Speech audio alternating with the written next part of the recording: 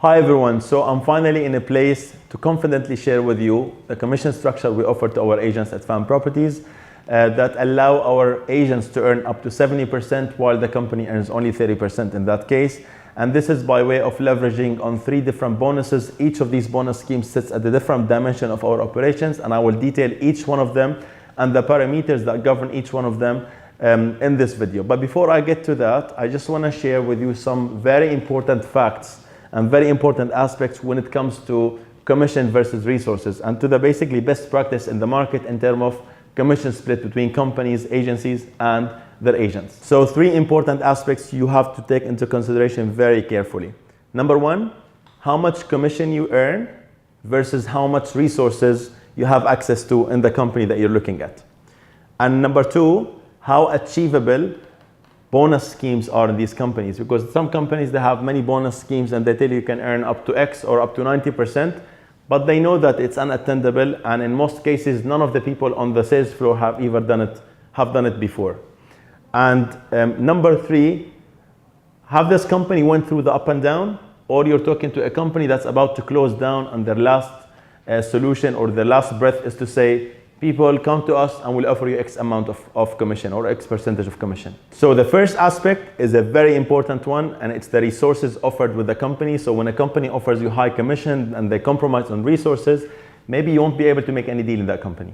So when I talk about resources, we're talking about marketing, we're talking about how many years the company's been around, we're talking about market penetration, online presence, we're talking about physical presence in Dubai, do they have retail shops, we're talking about the history of awards, we're talking about the history of transactional record in the land department, we're talking about how much the company went through. Did this company go through the up and down and still survived and made its way up or not? And all of these aspects, actually there's an unlimited list of things that I can share with you now, but basically all of these aspects and parameters go into just one place, which is the brand equity. And it's how much and what's the value of the business card you're placing on the table when you meet a developer or when you meet any third party you're making business with, whether it's a developer or a client or even someone from the government authorities.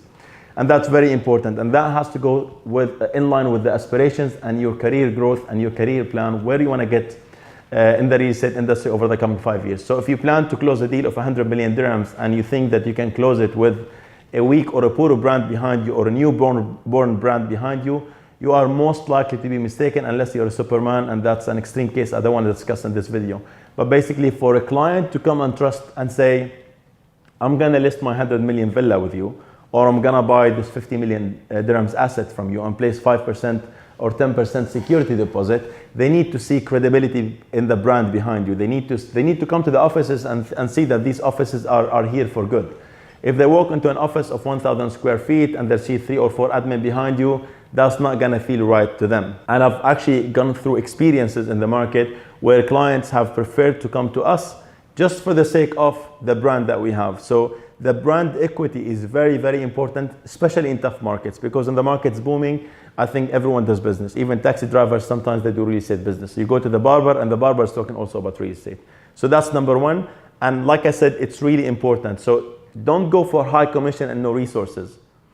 And the best way to qualify the resources of the company, all these resources, the marketing, the brand equity, the presence in the market, you can actually qualify this by way of looking at the back office. So at Fan Properties, we have over 80 people in our back office, 80. So 80 people in the back office, of course, they're doing something. They're here, they're earning salary to add value to the company. If you go to a company that tells you, we are, and they only have 5 or 6 or 7 people in their back office, so you understand what these guys are doing. You come to our accounts and finance department, I have 8 people in my accounts and finance department.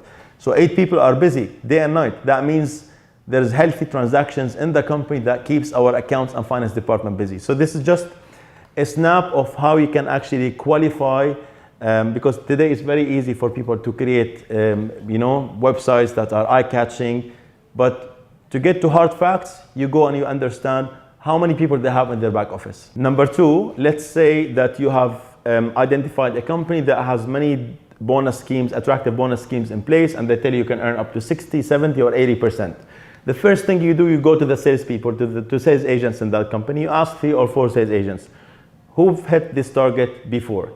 So let's say at Fan Properties we have up to 70%, so you can earn 50, 55, 60, 65, 70%. Today I'm comfortable to share this with you because every single tier has been repeatedly hit by our agents. Of course, the top billers are those who have the lion's share and they go for the deals that allow them to earn 70% or 65%. But basically, it has to work. So you go to a company, they are going to offer you 60 or 70%, but no one has ever hit that bonus that allowed them to be in that place. Then that's not a bonus that went through a well qualifying process. And that's another important factor for you to take into consideration before making a decision.